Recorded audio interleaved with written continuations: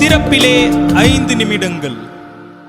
கிறிஸ்துவுக்குள் மிகவும் பிரியமான என் அன்பு சகோதர சகோதரிகளே, திறப்பிலே 5 நிமிடங்கள் என்கிற இந்த ஜெப நேரத்தில் என் அன்பு சகோதர சகோதரிகள் உங்கள் அனைவரோடு கூட இணைந்து ஜெபிக்க கர்த்தர் பாராட்டின கிருபைக்காக ஆண்டவருக்கு நன்றி செலுத்துகிறேன்.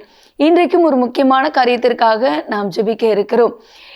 உலகம் முழுவதிலும் பல தேசங்களில் துப்பாக்கி சூடு சம்பவங்கள் அதிகமாக தற்போது நடைபெற்று கொண்டிருக்கின்றன.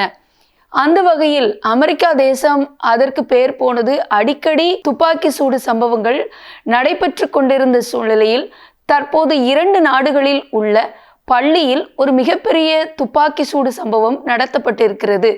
தாய்லாந்திலே உள்ள சோங்க்லா என்று சொல்லப்படுகிற மாகாணத்தில் உள்ள ஒரு பள்ளியில் 18 வயது இளைஞர் ஒருவர் தன்னுடைய சகோதரியை ஆசிரியர் கண்டித்ததை முன்னிட்டு அந்த பள்ளிக்குள் கடந்து சென்று துப்பாக்கி சூடு சம்பவத்தை நிகழ்த்தி இருக்கிறார். அதிலே 34 பேர் சுட்டுக் கொல்லப்பட்டிருக்கிறார்கள். அதிலே 22 குழந்தைகள் என்று கூறப்படுகிறது. பள்ளி முதல்வர் உட்பட 34 பேர் கொல்லப்பட்டிருக்கிறார்கள் என்கிற செய்தி குறிப்பிலே போடப்பட்டிருந்தது. மட்டுமல்ல என் அன்பு தேவனுடைய பிள்ளைகளே, அதை தொடர்ந்து அவர் பள்ளியில் உள்ள சக ஆசிரியைகள் பிற மாணவர்களையும் பணைய கைதிகளாக மாற்றியிருக்கிறார். அவரோடு கூட பேச்சுவார்த்தை நடத்துவதற்கு மீட்பு படையினர் மற்றும் அங்குள்ள போலீசார் கடந்து வந்த பொழுதிலும் அவரை இன்னமும் சரியாக அடையாளம் கண்டு பேச முடியாத சூழ்நிலை இருக்கிறது. இருப்பினும் காவல்துறையினர் சுற்றி வளைத்து அதை கட்டுப்பாட்டுக்குள்ளே கொண்டு வர அவர்கள் முயற்சி எடுத்து வருகிறார்கள் என்றும் அந்த இடம் முழுவதிலும் அங்கே அவசர நிலை பிரகடனப்படுத்தப்பட்டிருக்கிறது என்று கூறப்படுகிறது. அது மட்டுமல்லாமல் கனடாவிலும் ஒரு பள்ளி ஒன்றிலே ஒரு துப்பாக்கி சூடு சம்பவம் நடத்தப்பட்டதிலே 10 பேர் கொல்லப்பட்டிருக்கிறார்கள் என்று பலர் காயமடைந்திருக்கிறார்கள் என்றும் கூறப்படுகிறது. என் அன்பு தேவனுடைய பிள்ளைகளை, இதற்காக நாம் ஜெபிக்க அழைக்கப்படுகிறோம். இப்படிப்பட்ட வன்முறை சம்பவங்களில் இருந்து குறிப்பாக படிக்கின்ற பிள்ளைகள், பயிலுகின்ற பள்ளிகள், கல்லூரிகள் இவைகளெல்லாம் இதற்கு விலக்கி பாதுகாக்கப்பட வேண்டும். வன்முறையை, இரத்தம் சிந்துதலை கட்டவிழ்த்துவிட போராடுகிற சத்துருவின் கிரிகள் அழிக்கப்பட வேண்டும். பள்ளிகள், கல்லூரிகளிலே குழந்தைகள், படிக்கின்ற மாணவ மாணவிகள் அவர்கள் எவ்வளவாக இந்த மாதிரி சம்பவத்திலே துடித்து அவர்கள் உயிரை விட வேண்டிய ஒரு சூழ்நிலை ஏற்படும் என்பதை நாம் அறிந்திருக்கிறோம். ஆகவே இதற்காக பாரத்தோடு ஜெபிப்போம்.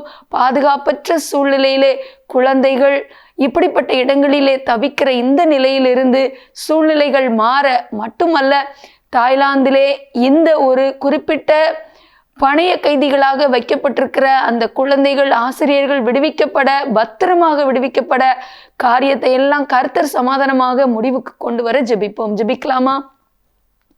எங்கள் அன்பின் பரலோக பிதாவே, ஆசீர்வதிக்கப்பட்ட நாளின் காலை வேளைக்காக நன்றியோடு துதிக்கிறோம், ஸ்தோத்திரிக்கிறோம். அப்பா, தேசங்களில் அதிகரித்து வருகிற பலவிதமான ஆண்டவரே துப்பாக்கி சூடு சம்பவங்களை எண்ணி பாரத்தோடு ஜெபிக்கிறோம். ஆண்டவரே, கடந்த நாளிலே சுவாமி தாய்லாந்து தேசத்திலும் கனடா தேசத்திலும் ஆண்டவரே அங்கிருந்த பள்ளிகளிலே மிகப்பெரிய துப்பாக்கி சூடு சம்பவம் நடைபெற்று அதிலே ஆண்டவரே 22 குழந்தைகள் தாய்லாந்திலும் அதே போல கனடாவிலும் பலர் காயமடைந்து ஆண்டவரே உயிரிழந்திருக்கிறார்கள் என்று கூறப்பட்டிருக்கிற செய்தி எண்ணி பாரத்தோடு ஜெபிக்கிறோம். அப்பா, இப்படிப்பட்ட காரியங்கள் இனி தேசங்களை நாங்கள் கேள்விப்படவே கூடாதப்பா.